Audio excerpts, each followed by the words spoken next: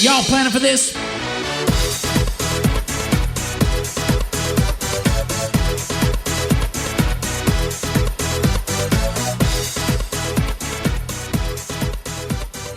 Welcome back, TPR Nation. This is Jamie Shalansky in an episode of Worlds to Conquer, and let's unpack the perfect art of practicing today. We've been talking a lot, and people often ask us, hey, do you guys really practice for meetings? Is that something that you're really doing? But practice is one of the most important disciplines that you as a professional need to cultivate, whether you're a financial advisor, whether you're a relationship manager, you're in operations, or you're a parent or somebody that's influential in the lives of young adults. You need to be an expert in understanding the importance of practicing and teaching others the value of practicing. Perfect practice makes perfect. A lot of times when we work with people, they will go through a scenario and maybe they'll fumble, they'll misstep. Something will have happened and they'll say to me, well, at least this isn't for real. And I'll make some type of comment like, yeah, thank goodness this is for fake. Thank goodness we're faking it right now. Thank goodness this is fake life right now. Thank goodness this is fake time. No, there's no faking it.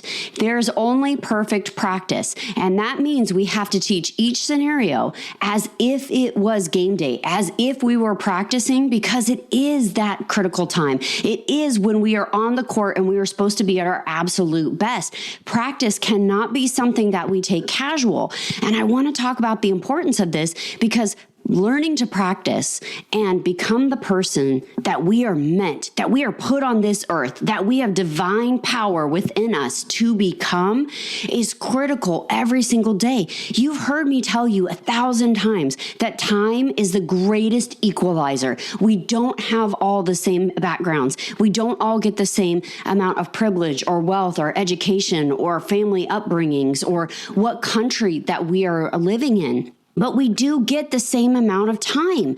We get the same amount of minutes and hours in a singular day. And we have to decide, and it is a decision. We have to choose. We have to choose what we are going to prioritize. We have to choose what we are willing to commit ourselves and practice with. And I was talking to my son a lot about this right now because Lane is 22 years old. He's in that young professional state.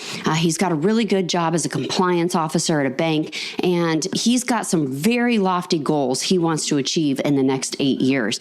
And so we try not to develop as a family 10-year plans because 10-year is like a giant crystal ball. It's a lot of fog. If I look back over my life, who I was at 20 is not who I was at 30. 30 is not who I was at 40. And I am so stinking excited to see who I am at 50 because I don't know that person yet. But my God, I can't wait to become her.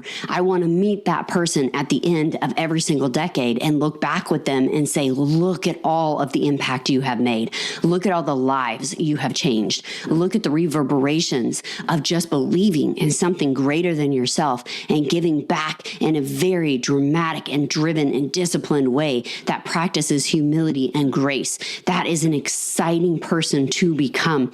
So as I'm leveling up, as I'm inching towards that person is always on the horizon. That person is the person I'm always chasing. And I look at other industry experts and I look at other, people that are leaders or influential in every single space. I don't just have a narrow focus of who's changing lives in the financial services industry. I look everywhere and say, what can I glean from you? What can I take away that you're doing that is making a meaningful impact and not reinvent the wheel? Instead, practice it the exact same way you are because it is good enough to be successful for you. Why wouldn't it be good enough to be successful for me?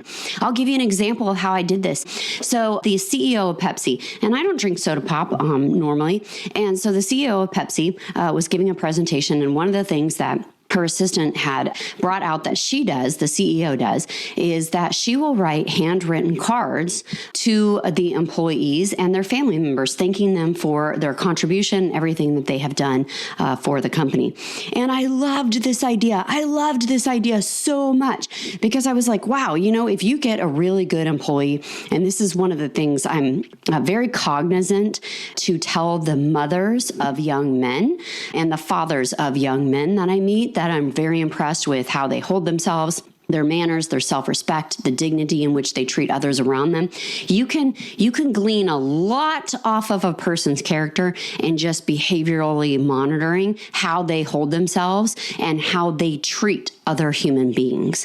And so one of the things that I am known for doing is when I do see good behavior, especially in young men like that, I will make sure I make an effort to go tell the parents, the mom and dad, or the moms and dads, like good men aren't necessarily born, they're raised.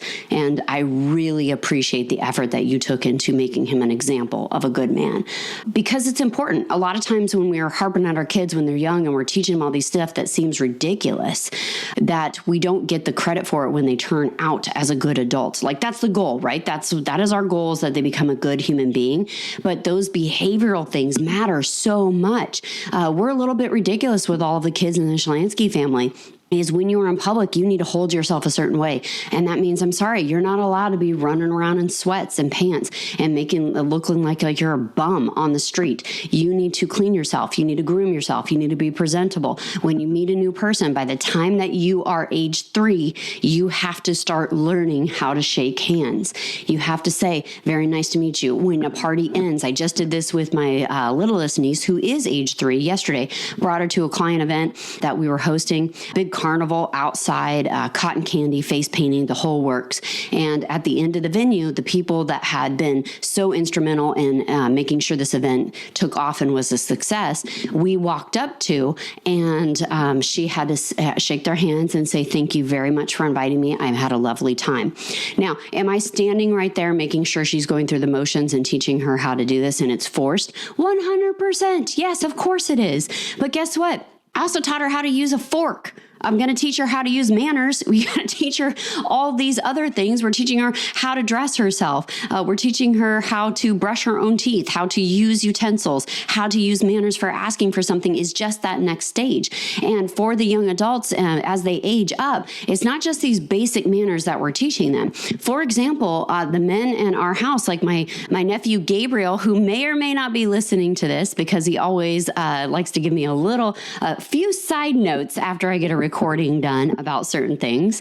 But Gabriel, we just had this conversation. Men open doors. It's not a chauvinistic thing. It's not a machoism thing. It's men open doors out of respect for women. And so when he's approaching a door, that door needs to be held open. He needs to be doing those extra things. If he sees something that he could be of use and helping, and if it's something physical and he has the strength and his 12-year-old sister does not, guess what? He needs to physically go over and help her. Why? Because she's helping you with the laundry and cooking, not because we believe in some type of women only should have this role and men should only have this role, but because we have natural skill sets. She is a nurturer by nature. She's going to carry extra granola bars in her purse for him. And she is going to share her water bottle with him. She's a nurturer. She's going to be giving to him. So in return, he needs to recognize that as a value and give back to her. It's a reciprocal relationship. This might be a lecture for you, Gabe. Our goal as a family is to educate and teach this next generation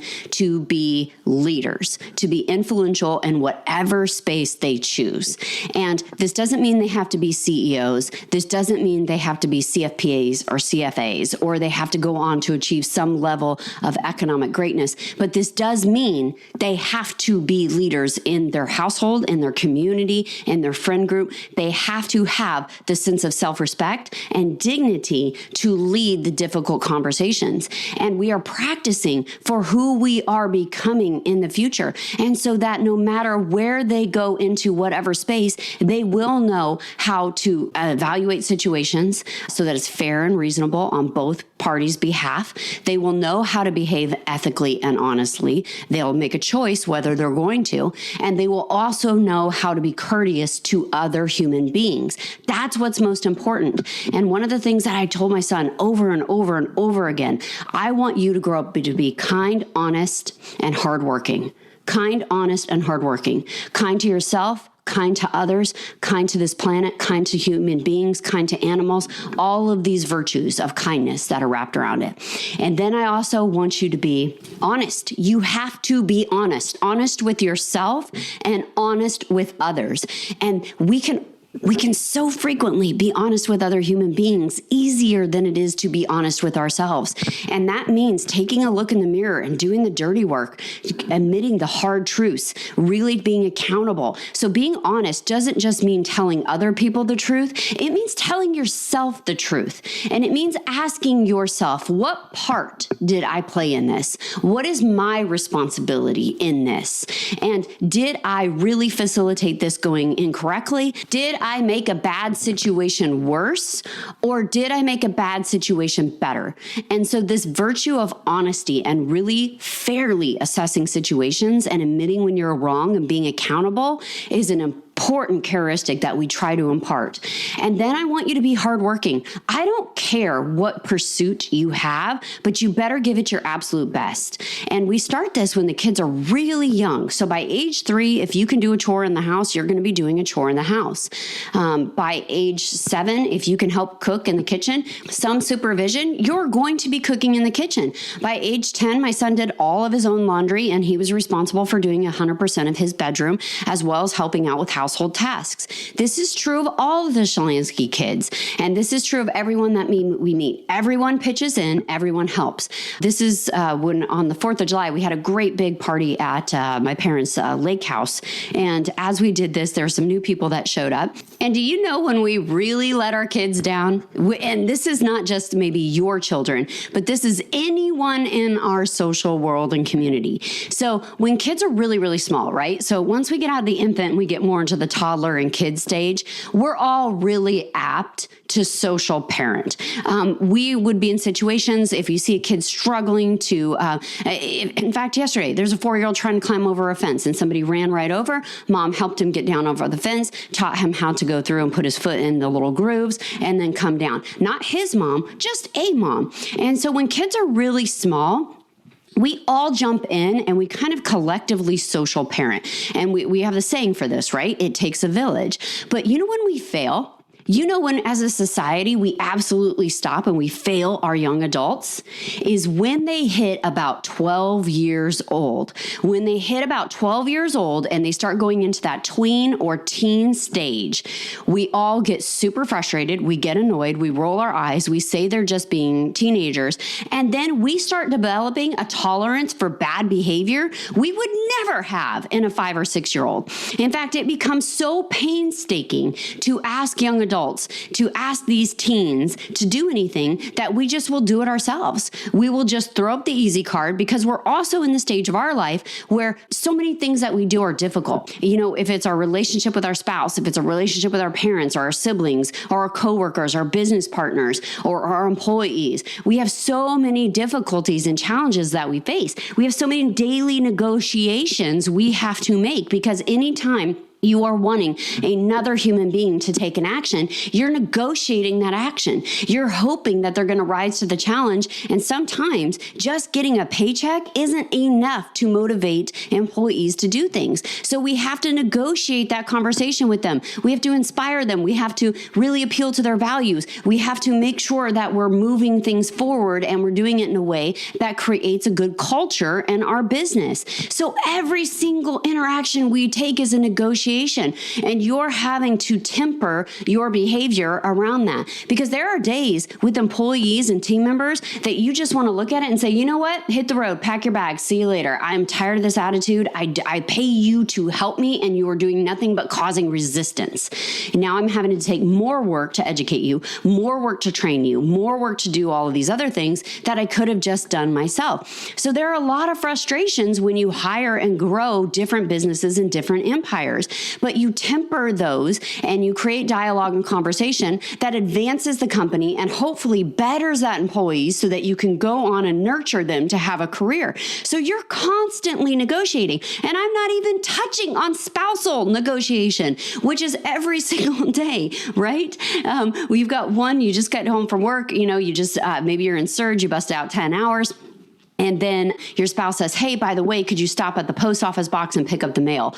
Oh my gosh, after a day of surge, going to the post office box is mind blowing. It is the most aggravating experience in the world, right? And so you have this negotiation of saying, no, I'm not going to pick up the mail. You go pick up the mail. You've been home all day. But how is that realistically going to go over? Unless you've taken the time, which I hope you have, and gone through the rules of surge with your spouse and family, because getting your family to buy in on surge is critical. This is one of the reasons we at Schlanskin Associates, our RIA up in Anchorage, Alaska, we take time before our biggest surge of the year, which is mid-March to mid-April, and we do a retreat and we invite all of the family members. Why do we invite the family members? One, we want to play together. Two, we also need the family members' commitment. They need to put names and faces together. This can't just be the office Christmas party. We need to play, establish trust. We need to work on things. We need to laugh. We're about to go into battle. We're about to do really good things for people, but it takes a lot of energy and a lot of effort. And I want that family member to see that we do get to play together, but then, my God, we're going to turn this dial on and we're going to go into hyperdrive. And when that happens, I need your buy-in. I need you, Mr. Husband, Mrs. Wife. I need you to commit and double down to being able to reinforce and support our team member, because their surge is going to be stacked as well. So if this means you're doing extra work during that 4 to 6 weeks, maybe you're doing extra cleaning, maybe you're doing the meal prepping, maybe you're hiring somebody to do the meal prepping, whatever this is, maybe you have to go to the post office and not give any chores to that professional during that critical time, because our office offers a lot of flexibility. But that flexibility comes with a cost. There are 52 weeks out of the year. 12 of them we are dedicating to being in surge. And when it's surge, it's all hands on deck. We are slamming this out. And so outside of surge, these other weeks that we get, there's a lot of flexibility to take vacation, to have flex days.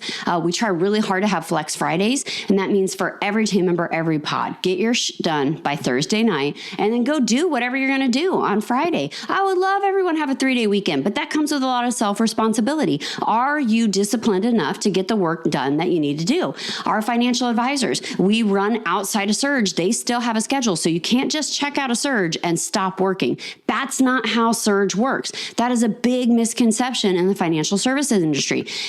In fact, a lot of people that hate on surge don't get it. They're only listening to the part that they want to sensationalize, and they're not really listening to the bigger aspects around surge. What has to happen is to be highly disciplined. And by the way, they're picking on surge because it got labeled a lifestyle practice, but they never pick on Olympians. Right? Because Olympians do the same thing. They train and train and train all day, and then they have a very brief window in which they're competing and qualifying. That's surging. A mini professional surge. Doctors surge. They have certain days that they're patient days, and they have certain days that they're surgeon days. And they take really long sabbaticals so they avoid burnout. There are teachers surge, and I wish they wouldn't. The stupidest thing we do in this country is summer breaks. We should have year-long school. You want to stop the lower income families from getting tragically behind? Go to year-round schools. Go to year-round schools, mirror it to the normal person's workday, and then make sure you're tacking on extra hours. So you're teaching them about diet, fitness, a second language. And by the way, that second language should probably be coding or artificial intelligence. We're leveling them up. Also, here's the thing that ticks me off the most when people are like, no, teachers need a break and they need that summer holiday, etc. But then is in the same conversation, we should be donating more money. We should be giving more money. We should pay higher taxes for education for these low impoverished families, which I'm not anti, but I'm anti a system that isn't working. And so the thing that ticks me off the most is when you have a low income family, what are mom and dad doing all day long during the summer? They're working. Most of the time they're working a lower end job to provide. And that means the oldest kid in that household is now the summer camp person, and they are enrolling them, and they don't know how to do that. And so instead they're watching a lot of screen time. And by the way, what are they eating? They're eating the cheapest food possible. They're eating what is available in the house. And this is ramen and chips and soda and all the things that are inexpensive and sure to lead to dietary issues. So if you really want to make an meaningful impact in the world, we switch the whole darn country and we go to year-round school. That is how we do it. And then we start educating all of these people that would otherwise have a missed opportunity in this country. Because affluent kids, what are they doing during the summer? They're at camps. They're at camps all day long. Mom and dad have them scheduled. They have them on routine. They have the days they're allowed to sleep in. They have the days they're supposed to get up. Their days have purpose and meaning because affluent parents are making sure that they have purpose and meaning. So when our financial advisors are outside of Surge, we're still working. They're not just checking off and clam digging along the coastline and not doing any work. No, we've still got an agenda we have to run. And during those time periods, if you are a Backstage Pass or Invictus member, remember at the Perfect RA, we offer you 2 levels of coaching membership. So if you want to take this conversation to that next level, that's how you do it. How you determine if Backstage Pass or Invictus is right for you. Backstage Pass is like a gym membership, right? You go in, all the equipment's there, but nobody's busting your butt and holding your hand. You got to figure it out. And then Invictus members, that's your personal trainer. That's your Jocko level personal trainer. That is your extreme accountability partner. That is a person gutting through your practice and saying, nope, you're focused on the wrong things or you're focused on the right things. Go do this. You want to 2X, 5X, 10X. This is how you go do it. And guess what? We kind of joke this 2X book is, what does it say? It's 10X is easier than 2X. I have yet to see that. I have not seen that it is easier. Now, when you 2X, you had a lot of systems, policies, and processes hopefully put in place that would make it easier to onboard all this other things. But like anything, remember when you first made your first $100,000 and you were like, gosh, if I could only make $100,000, if I could only make $100,000 a year, then this is the kind of lifestyle it would mean. And then that number went to 250, and then it went to 500, then it went to $1 million, and then $1 million goes to 2. There are different problems on different avenues, and nothing got easier along the way necessarily. Now, you got to make better decisions, right? Because when your income is sort of below that 70,000-ish range on a household basis, and you go into a store, you don't get to buy everything that you want. Instead, you got to be really deliberate and intentional about the decisions that you're making. Your purchases are restricted by the income that you're earning, as well as the value that you want out of a product. And so you might make a lower end decision. But when you have more money and you walk into a store, you're no longer inhibited by that. Instead, you can pretty much purchase anything that you think is of value within reason. But you still have to deliberate what you think is of value. Because instead of having capital to go invest in your company, invest in your culture, invest in other businesses, invest in real estate, now you're choosing to buy a product instead.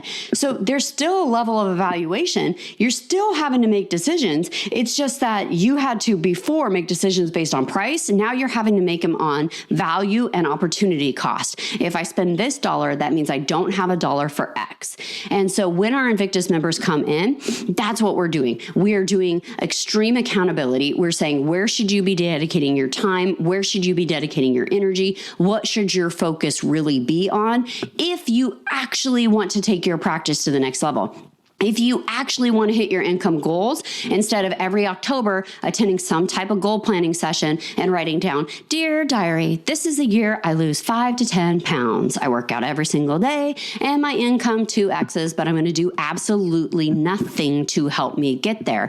And that is the difference between people that actually are successful and people that dream and wish for success. It's the grueling discipline behind all of this. It is the perfect practice. I just talked to my son about this. He had a very stressful month at the bank. He had a lot of CTR transactions, a lot of different things that he was auditing and having to get together. And for a 22-year-old, that's a lot of pressure, right? He didn't understand all the different aspects, and he's trying to do everything because he's so compliant oriented, which is, God bless, is not my gene. But he's so compliant oriented, and he's such a rule follower that he wants to make sure he gets everything accurate. So as he's going through this, on the weekends, him and I normally hit the pool and we do laps together. We've done this since he was very small because he didn't like team sports. And so I said, hey, you got to pick something. And in the absence of not picking something, I'm going to pick it for you. And so we did swimming. Why did we do swimming? Because I like swimming. And this fostered something inside of him that he loves to hit and do the pool with me as well. So we'll do laps on the weekends. And I love doing laps on the weekends with him. One, because even though we go to a gym that's a community, it's a private pool on the weekend. Who's getting up to do laps on the weekend? Only people training for marathons and triathlons. And I actually really like that because then it brings out a little competitiveness in me. And then I'm like, oh, let's see if I can beat this person. But anyhow, so we get this private pool experience for him and I. And then my absolute favorite part of doing laps is when we get done, we kind of cool off by walking back and forth, and he spends 20 or 30 minutes just telling me about his hopes, dreams, and goals of where he's at, what he's thinking, what he's feeling, etc. Now, we don't start it off that way. We got to do some physical exertion, but afterwards, as we're doing our kind of cool down, if you will, and we're still in motion and still moving, we get to have really powerful conversations. We get to have really meaningful conversations. So as he dates, as he expands his friend group, as he levels up at his profession and studies for his different examinations he wants to take, we're getting to discuss all of those things that are on his mind. And for him, we talk a lot about the balance, the seesaw of one, he takes himself so seriously and he's so, focused and driven. And on the other half, there's also this other side of the pendulum we got to swing back to, that he's 22. He's 22 and we should be having some fun. And he should be able to, let his hair down a little bit and cut up and make a few mistakes and do these things, but not so many mistakes. And this is the travesty we were talking about with our youth, is that once they hit age 12, and then the next mile marker is kind of 16, right? And 16, we're sort of invoking a little bit of discipline, but we're not really. We don't want to have the argument that we need their help. We don't want to have the argument that we want them to go on vacation when they'd rather be with their friends. We don't want to have the argument about what they're choosing to wear and what jobs they're applying for and who they're hanging out with. But we fail them tragically when we don't have those arguments because we've taught them everything up until now. And then when they hit 18, like a magical number, and we start this around age 16, 17. We start telling our youth, hey, you better figure it out. And the next year you're an adult, you better figure things out because you're an adult and there's going to be some real adult consequences, etc.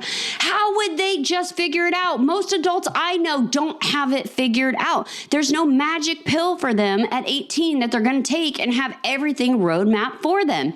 So I took a different approach when we parented my son.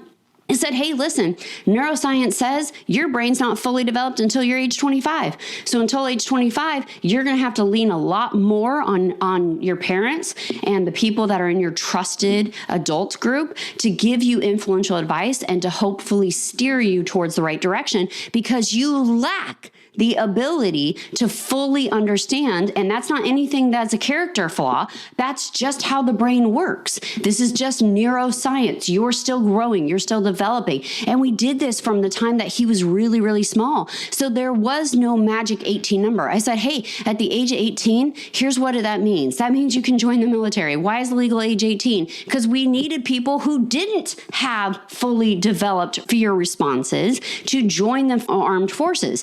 I mean, if we look back throughout history, that's really what we were doing. Every military show that's open, like when they have the Thunderbirds and all the fighter jets and the things like that come in, why are they putting those programs on? Are they doing shock and awe for the community? No, that is a recruiting event.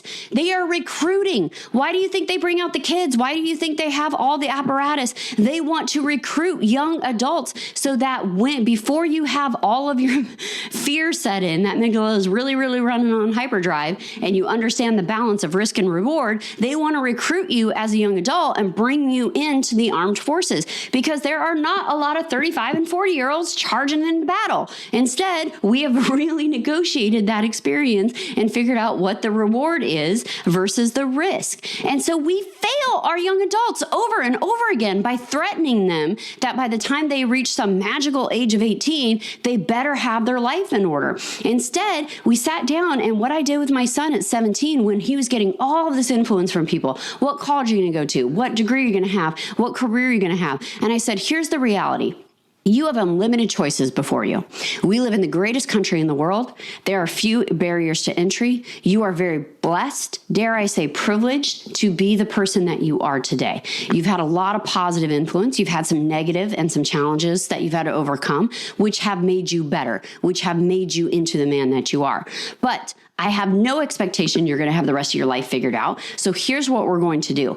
I'm going to set a pathway and a plan of what the next 5 years looks like. And why was that no shock to him? Because every Saturday morning, I would open up his door and say, what are you doing with your life? What is your 5-year plan to get him out of bed? And so we would go back to that. Why? Because every single day, you need to be reminded about what is your 5-year plan? How are you practicing to become the person you plan on being? And so I said, here you go. I'm going to lay out this path. Let's have a conversation. I want your influence on this. I want you to tell me what you want out of life and all these different things. We're going to roadmap how you're going to go achieve these. Now, here's the deal. Every single year, we'll revisit this plan. And if you feel we need to make changes, let's make them. But until you have independent ideas and independent thoughts about where you want your life to go, we're going to work on this together. Why? Because I'm a planner. And I help people achieve their goals and their dreams and figure out the logistics of doing that. By the way, if you're listening to the Perfect RAs podcast, you're a planner too. You want to help people. You want to create meaningful impact. You want to be a difference in the world. And so why are we just stopping when the work gets hard, when the attitude starts to arrive, when they give us resistance and it's constantly a fight or it's a battle, it's a rolling of the eyes, it's a tantrum when you're out, it's pouting, it's forgetting to be that we're verbal communicators, and so it's monosyllabic answers to every single question. That's just the hard work, and the hard work doesn't last forever, but the consequences of abandoning the youth when the work gets hard will last forever. That will last forever, certainly, because we gave them the character aspects when they were super, super young to be polite, to be well-mannered, to dress appropriately, to bathe, to groom, to do these things, to be honest. But then when they started having more adult-like exchanges, we decided to take a hands-off approach. And I see this happening so frequently. And everyone's like, hey, just let them be. They're just teenagers, etc. No, they're just teenagers, which just means you have to be even more involved. You got to teach them to laugh and to find joy and to goal set and to remember that they have self-worth and purpose, because it's even more important right now when they're going through so many changes. They don't get to control. They don't get to decide how their body's going to react when those hormones come in. And this is the most critical time of a person's life. And by the way, we've developed this incredible technology that puts the world at our fingertips, but it has severe social detrimental impact to a lot of young adults. So this is the time we got to be more involved. And I don't care if all of their friends are on social. I care about what they're doing. And I care about how many of you out there that are parents and have a young adult that already has some type of tablet or cell phone. Do you have a social media contract in place? I did.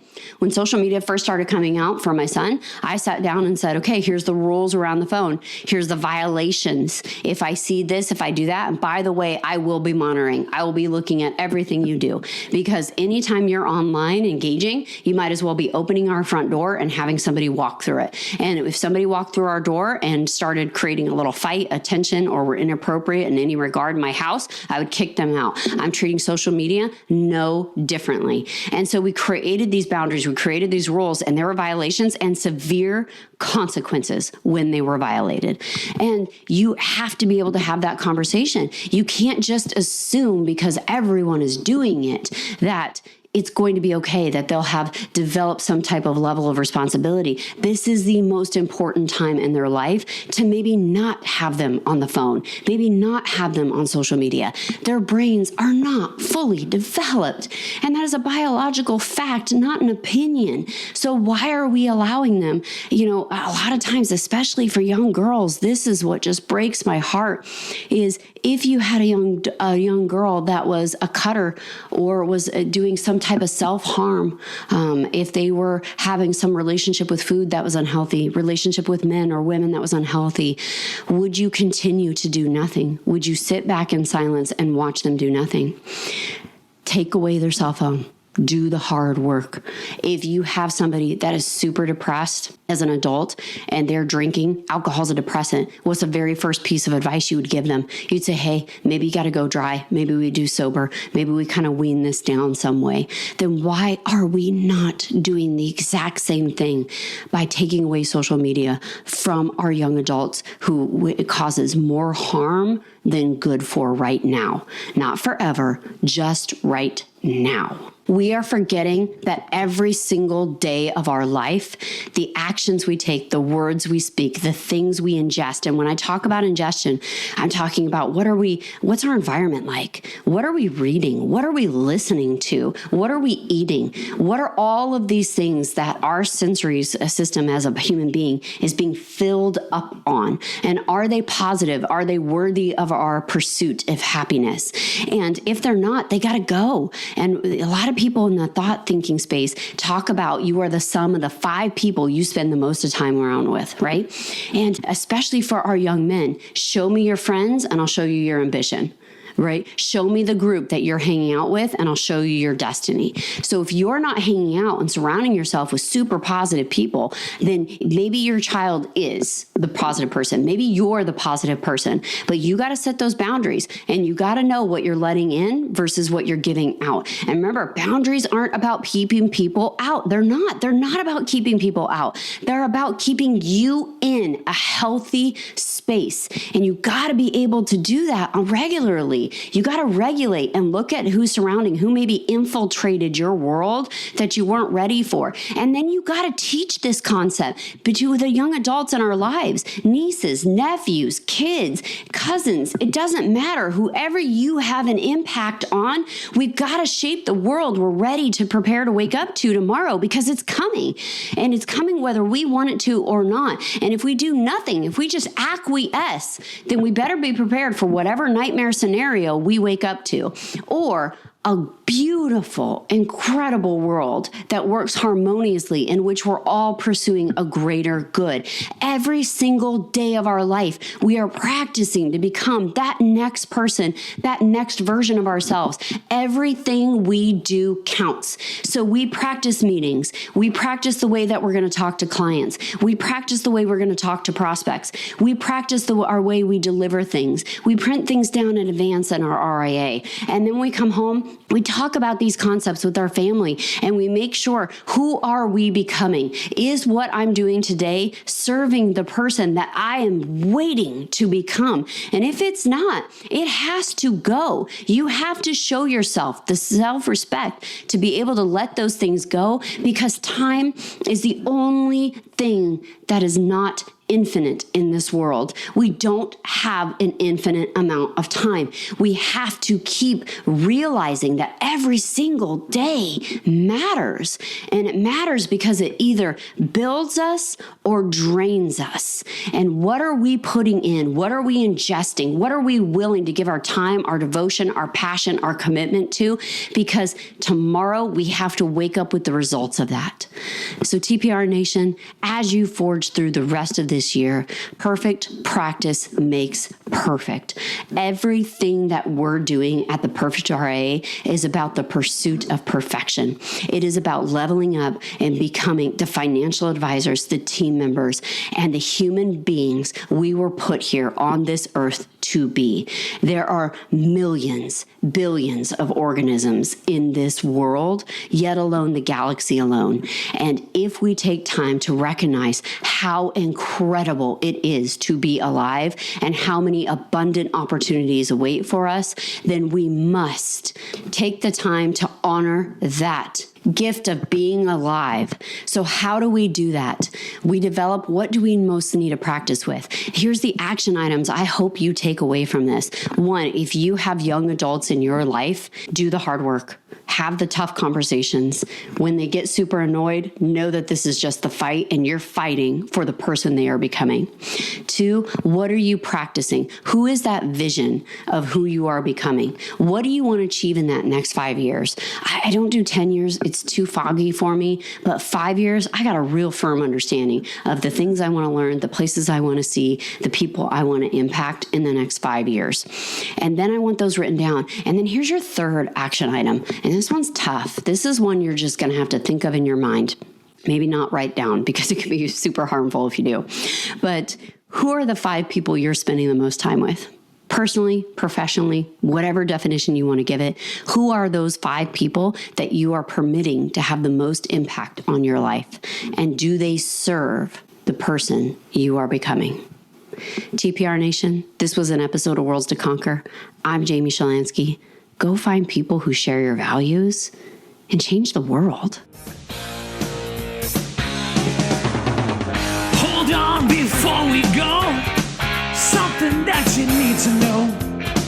This isn't tax, legal, or investment advice. That isn't our intent. Information designed to change lives. Financial planning can make you thrive. Start today, don't think twice. Be a better husband, father, mother, and wife.